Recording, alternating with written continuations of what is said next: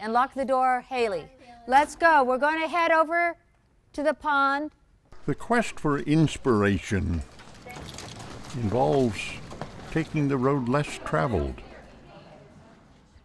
Come on, you guys. We have very little time, and we got to beat the rain. In a sea of cookie-cutter curricula and teaching to tests. Going to look for, when I read your writing from today, I'm going to look for what you heard. Booker Middle School's creative writing and poetry teacher, Joanna Fox, is a breath of fresh air. They look like some kind of celestial orb. I think if I want my kids to write about nature and to write about the experience of nature, then they need to be in nature. And you see with different eyes when you are back there. You hear, when you begin to listen to Mother Nature, she will talk to you.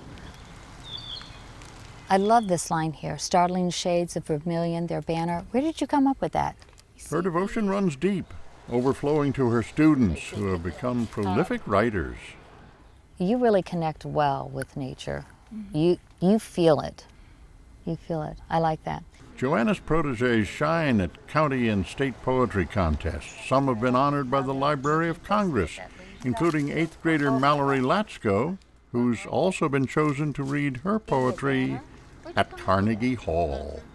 I never would have been able to do any of this without Miss Fox, and when she's showing us, a new way of looking at writing and a new way of how to write, and she helps us in so many ways. Her motto is actually, never limit yourselves, my darlings, and she always is, stressing that we don't have limitations. Except when the weather forces a retreat back inside to recite.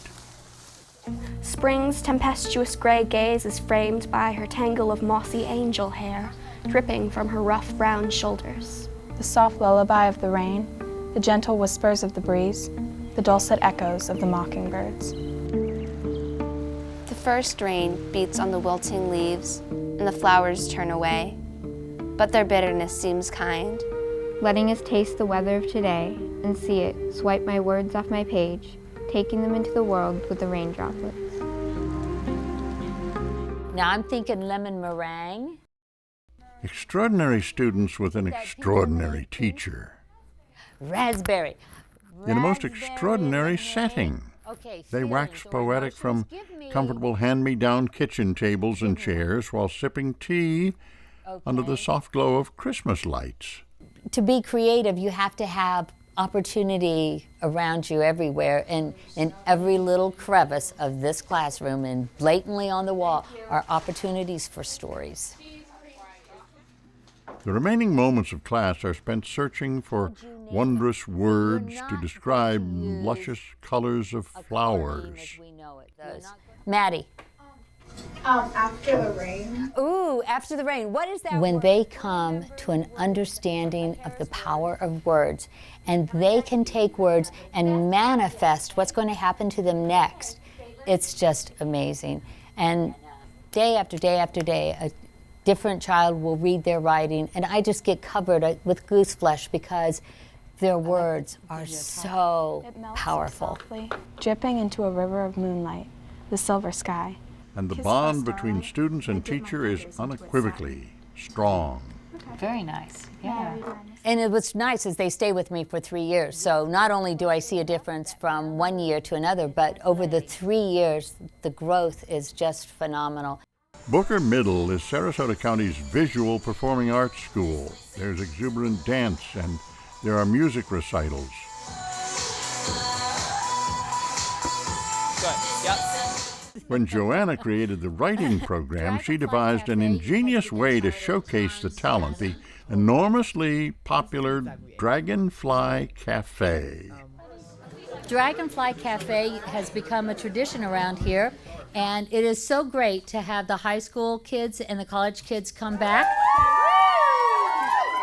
I noticed that you already picked up on the snapping. We snap to show our appreciation.